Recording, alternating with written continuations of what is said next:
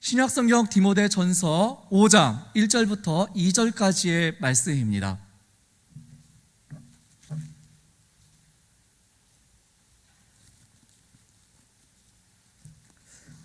디모데전서 5장 1절과 그리고 2절 말씀입니다. 5장 1절과 2절 우리 한 목소리로 우리 합독하도록 하겠습니다. 1절부터입니다. 시작. 늙은이를 꾸짖지 말고 권하되 아버지에게 하듯하며 젊은이에게는 형제에게 하듯하고 늙은 여자에게는 어머니에게 하듯하며 젊은 여자에게는 온전히 깨끗함으로 자매에게 하듯하라. 아멘. 이 시간에는 하나님의 가족으로 대하라, 하나님의 가족으로 대하라 라는 제목으로 말씀 증거하도록 하겠습니다. 세상에는 우리 사람에 대해서 설명하는 말들이 굉장히 많이 있습니다. 예를 들어서 사람은 생각하는 동물이다. 그리고 어떤 책의 제목처럼 사람은 사랑 없이는 살 수 없다. 그리고 또 무엇이 있을까요? 사람은 하나님의 피조물이다. 그렇게 마찬가지로 사람은 하나님 없이는 단 한순간도 살 수 없다. 이렇게 우리는 여러 가지 많은 말들로 사람을 우리가 정의할 수 있을 겁니다. 이렇게 인간에 대해서 정의하고 또한 어떠한 특성을 가지고 있는지 설명해주는 말들이 우리 주위에는 굉장히 많이 있습니다. 또 우리는 그런 이야기를 들으면서 나름 공감했던 적도 꽤 많이 있을 것입니다. 저는 사람에 대해서 설명한 것 중에 가장 잘 설명하면서도 대표적인 말은 혹시 이것이 아닐까라고 그렇게 생각합니다. 인간은 사회적 동물이다라고요. 굉장히 유명한 말이죠. 사실 이 말은 고대 그리스 철학자인 소크라테스의 제자였던 플라톤, 그리고 그 플라톤의 제자였던 아리스토텔레스가 했던 말입니다. 여튼 이 인간의 특성을 너무나 잘 설명하고 있는 이 말은요, 인간은 개인적으로 존재하고 있어도 홀로 살 수 없으며 사회를 형성하여서 끊임없이 다른 사람과 상호작용을 하면서 관계를 유지하고 함께 어울림으로써 자신의 존재를 확인하는 동물이라는 그런 의미입니다. 즉, 개인은 개인으로서만 존재하는 것이 아니라 사회 속에서 존재한다라는 것입니다. 우리 사람은 사회 속에서 존재하고 공동체를 형성해서 살아가고 있다면은 우리가 더 깊이 생각해 보아야 할 것은요, 그 사회와 공동체 속에서 우리 사람은 누군가와 관계를 맺고 살아가고 있다라는 것입니다. 어떠한 형태로든지 관계를 맺어가며 살아갈 수밖에 없다라는 것은요, 우리가 그 관계를 어떠한 관계로 유지해가면서 살아갈 것이냐는 너무나도 중요하고 밀접한 과제가 우리에게 주어지게 됩니다. 왜 그렇습니까? 나는 천상천하 유아독존의 그런 존재가 아니기 때문입니다. 어떤 공동체 속에서 살아간다면 그 공동체에 속한 다른 사람들과 어떠한 관계를 유지하고 어떻게 지내야 하는 그런 결과를 우리는 결코 간과할 수 없기 때문인 것이죠. 때로는 어려운 관계가 있을 것이고 또한 때로는 굉장히 불편한 관계도 있을 것입니다. 그리고 너무나 사랑하고 소중한 관계도 그렇게 다양한 관계가 분명히 우리 관계성, 우리 공동체 속에는요, 또 나의 관계 속에는 그런 모습들이 산계에 있기 때문입니다. 그 숙제는 우리 교회라는 공동체 안에 들어와도 그대로 존재합니다. 아무리 하나님과 나의 일대의 관계와 그리고 하나님을 향한 그 믿음이 중요하지만 교회에서 신앙생활은요, 결코 혼자 할 수 없는 것이기 때문입니다. 그리고 또한 우리의 믿음과 드러나는 삶의 모습은요, 결코 나 혼자만을 위한 그런 결과물이 아니기 때문입니다. 중요한 것은 하나님께서는 우리 인간을 혼자만의 그리고 개인을 위한 사람으로 창조하지 않으셨습니다.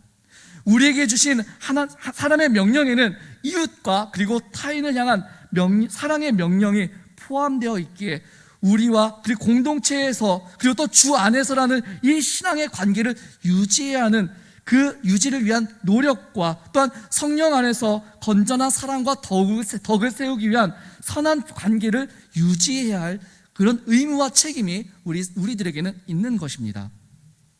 앞서서 여러 번 말씀드렸지만 이 바울은 이 디모데 전서라는 이 편지를 읽게 될 이 디모데를 생각할 때 그가 겪게 될 많은 어려움들과 아픔들을 잘 알고 있었습니다.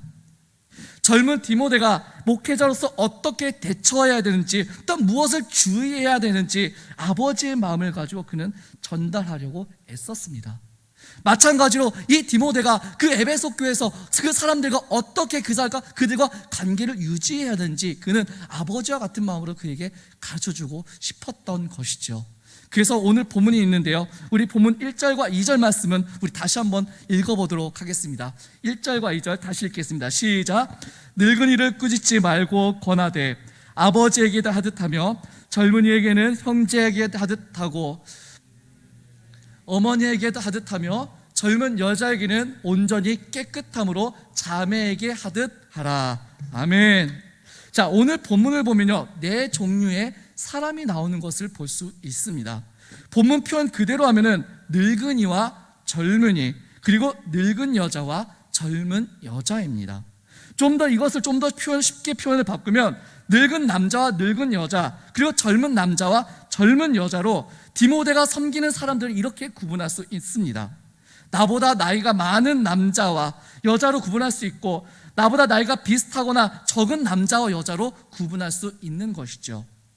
디모데는 젊은 남자였지만 그 디모데의 연령과 성별에 상관없이 다양한 사람들을 그는 섬겨야 했기 때문에 바울은 성별과 연령에 따라 어떻게 해야 되는지 이 본문을 통해서 디모데에게 조언하고 있는 것입니다. 그래서 우리 교회가 다양한 연령과 또한 다른 성별의 사람들을 대할 때, 특별히 겉면의 말을 할 때, 그들에게 필요한 말을 할 때에 우리가 어떻게 해야 되는지 우리 가르쳐주는 것이 바로 오늘 본문의 말씀인 것입니다.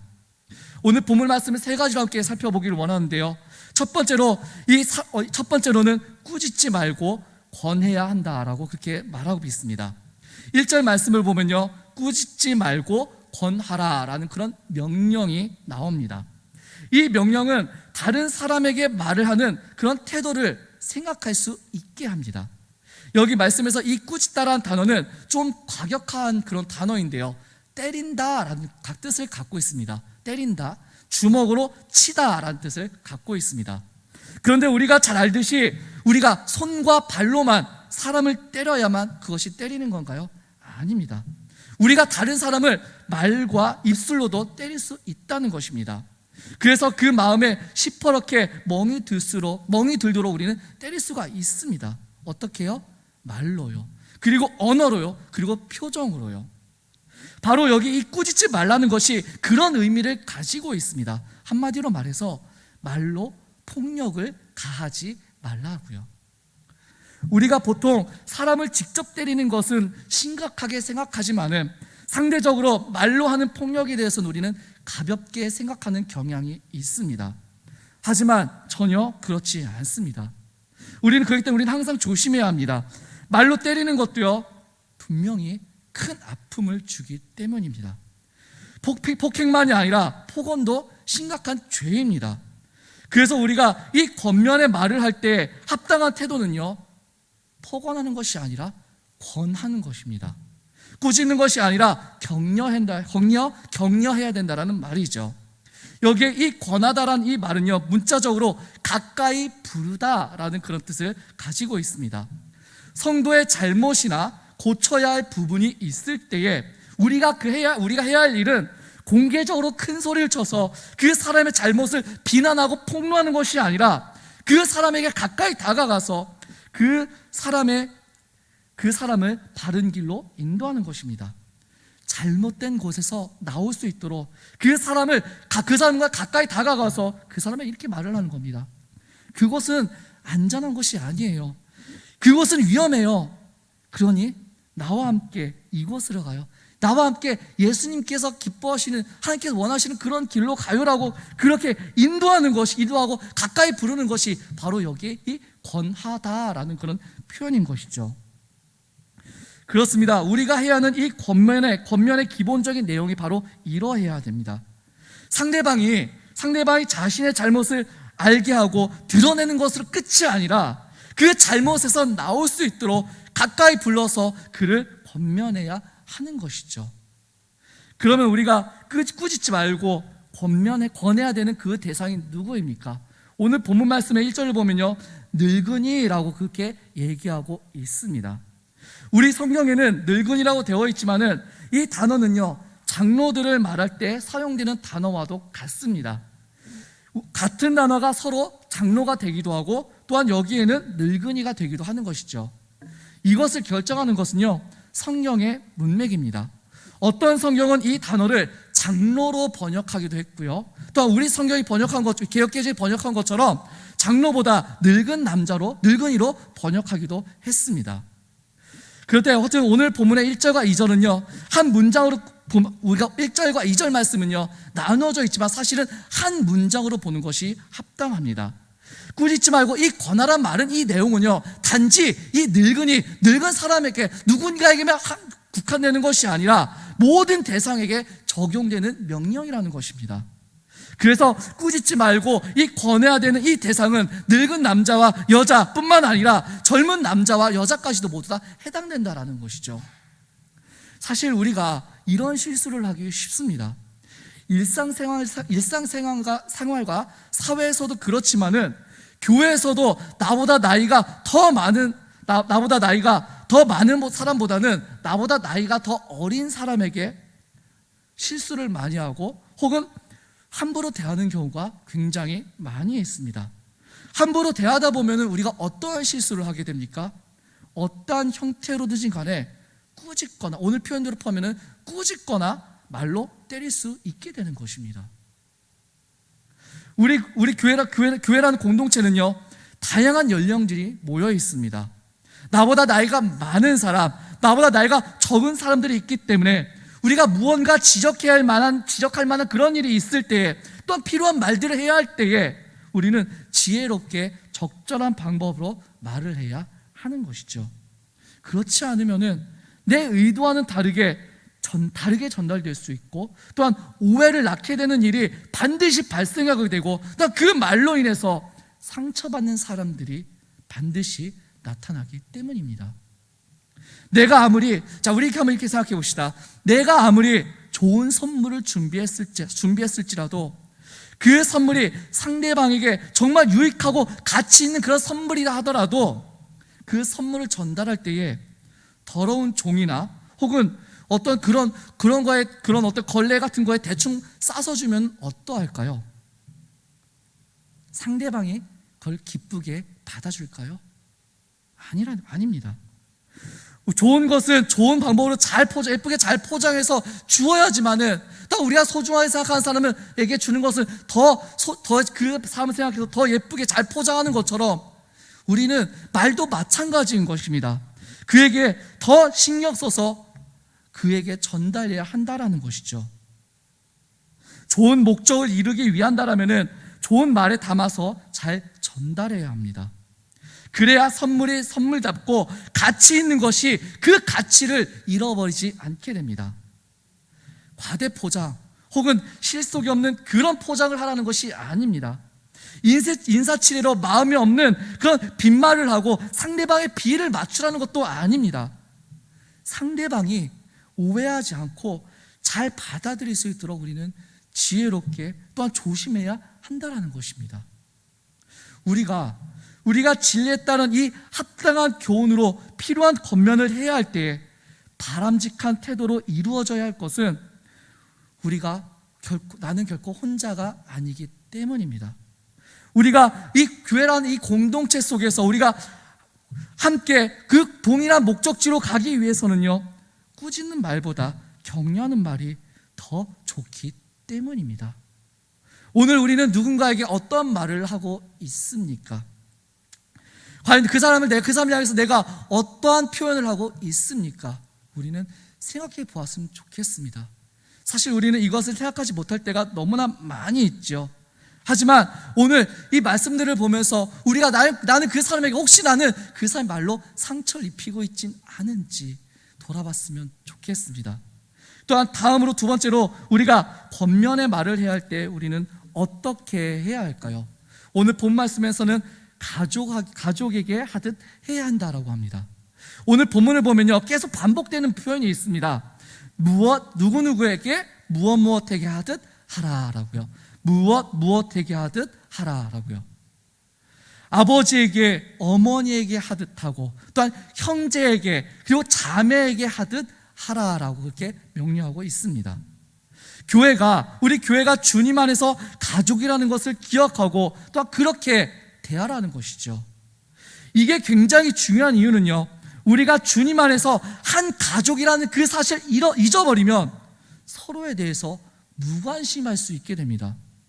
누군가의 겉면이 필요한 부분이 있더라도 내 가족이라 생각하지 않기 때문에 그냥 넘어가게 되고, 당연히 내 가족이라면 당연히 말을 하고 그렇지 않았을 테지만 내 가족이 아니라고 생각하기 때문에 그렇게 하기 귀찮아하고 싫어합니다. 내 자녀가 문제를 일으키면 뭐 그럴 수도 있지 라고 그렇게 생각하다가, 다른 자녀가 동일한 문제를 일으키면은 교육을 어떻게 시켰냐, 잘못 키웠느냐 하면서 우리는 쉽게 이런저런 말을 하는 경우를 많이 보았지 않습니까?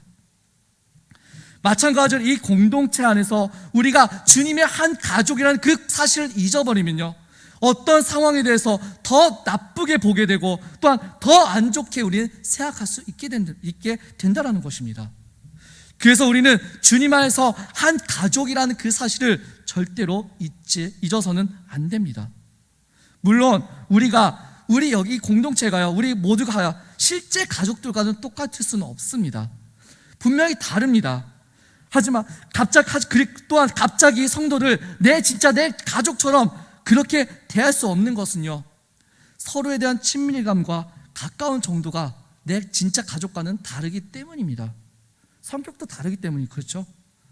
그래서 우리가 이 주님 안에서 가족이 되었지만 실제로 가족처럼 느끼고 또 가족처럼 대할 수 있도록 서로가 노력해야 할 부분이 있음을 우리는 기억해야 할 것입니다. 가장 쉬운 예로 결혼을 한번 생각해 볼까요? 어느 책의 제목을 빌리자면요, 화성에서 온 남자와 금성에서 온 여자가 만나서 한 가정을 이루어서 평생을 함께하게 됩니다. 그 결혼이라는 인생의 중요한 역사로 인하여서 나에게는 새로운 아버지와 어머니가 생기게 되고 새로운 동반자가 생기게 되고 또한 나를 전혀 닮지 않았지만 절대로 닮아 있는 그런 자녀라는 새로운 가족도 생기게 됩니다. 그야말로 이 가족의 크기가 2배 혹은 점점 더 이렇게 커지는 것이죠. 이것이 마냥 신나고 좋기만을 할까요? 물론 그럴 수도 있습니다. 하지만 그럼에 따라서 늘어나는 가족에 인해서 우리는 사실 여러 수고가 따라오게 됨을 우리는 이미 겪어봐서 잘 알고 있습니다. 새로 더해진 가족들과 친해져야 되고 익숙해져야 되고 또한 서로가 어떠한 성향인지, 무엇을 좋아하고 무엇을 싫어해야 하는지 알아가야 하고 또한 서로를 존중하고 귀하게 여기는 그런 방법들을 배워가야 합니다.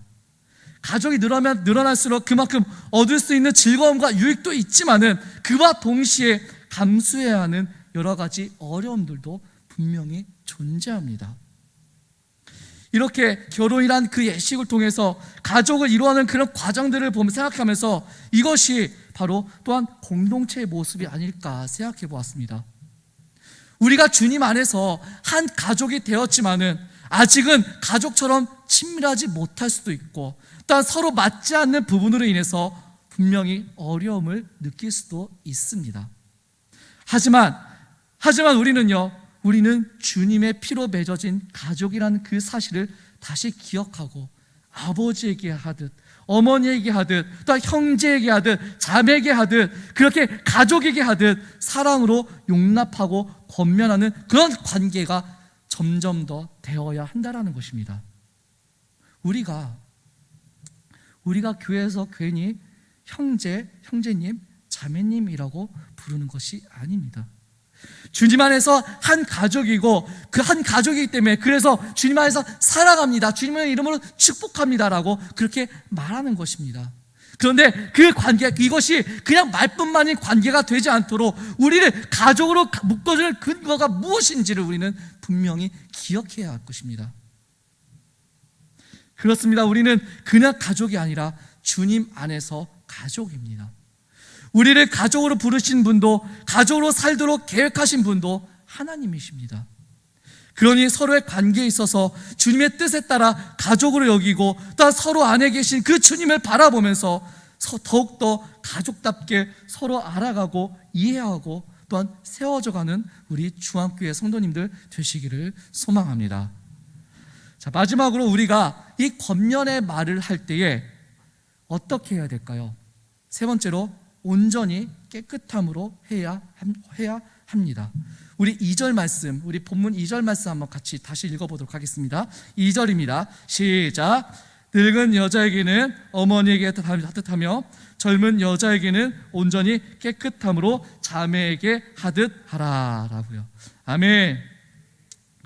자, 젊은 여자에게는 온전히 깨끗함으로 자매에게 하듯 하라라고 그렇게 하는데요, 여기서 이 온전히 깨끗함으로라는 이 말은요, 성적인 정결과 또 순결의 의미를 담고 있습니다.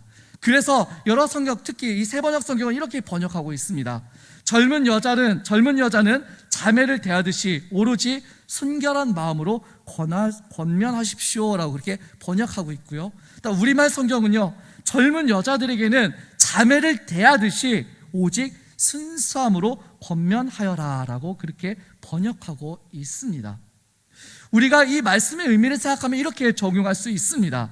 이 젊은 여자를 대할 때에는 깨끗한 마음으로 자매를 대하듯이 하되 성적인 죄의 유혹에 빠지지 않도록 조심하고 또 조심해야 한다는 것입니다.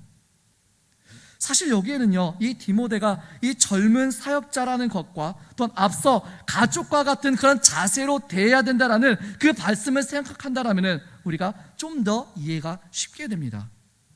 성도들, 특히 이성과의 관계에 있어서 죄를 짓게 될 가능성을 아예 없애버리라는 그런 바울의 명령인 것이죠.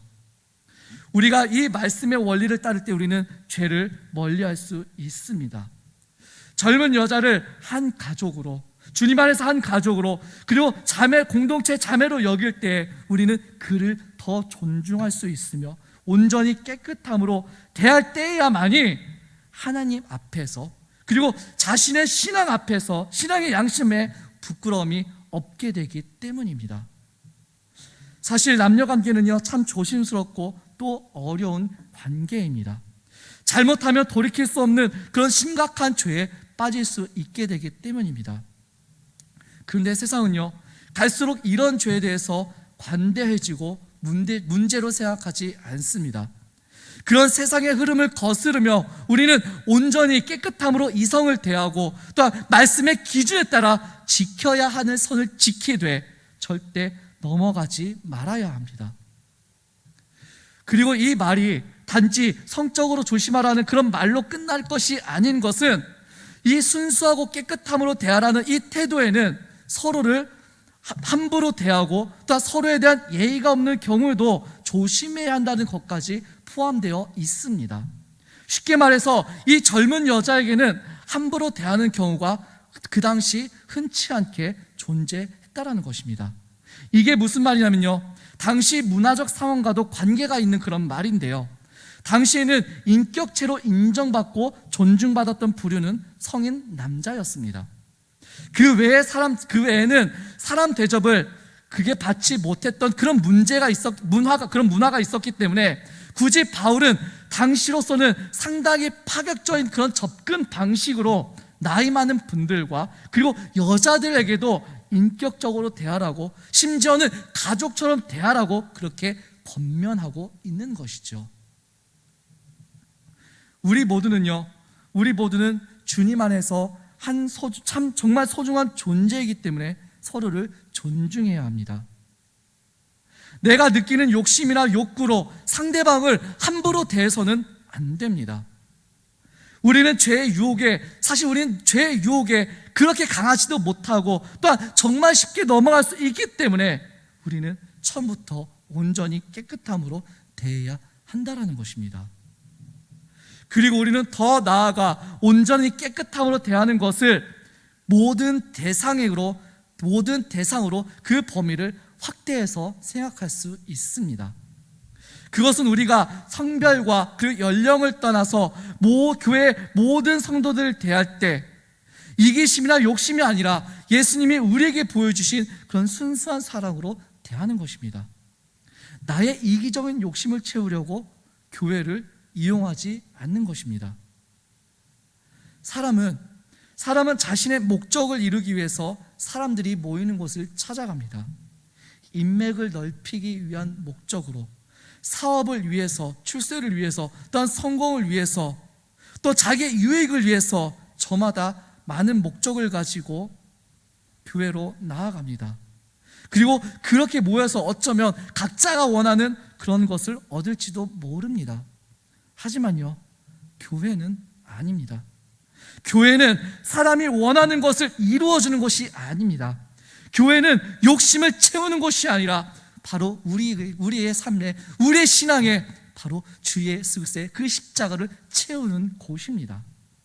우리는 주님을 위해서 모이고, 또 우리가 모이는 그 목적이 바로 오직 주님에게만 있기 때문입니다. 교회의 중심은요, 사람이 아니라 하나님이시기 때문입니다. 그래서 바울은 이미 3장 15절에서 교회에 대해서 이렇게 말을 했는데요. 우리 3장 15절 말씀 우리 스크린 보면서 함께 읽도록 하겠습니다. 3장 15절입니다. 시작.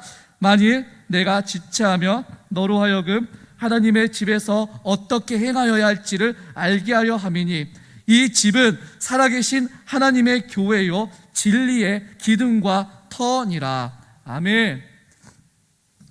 자, 여기에서 이 3장 15절 말씀에 이 하나님의 집, 여기서 이 집이라는 단어 말은 단순히 건물이 아니라 가족을 의미합니다.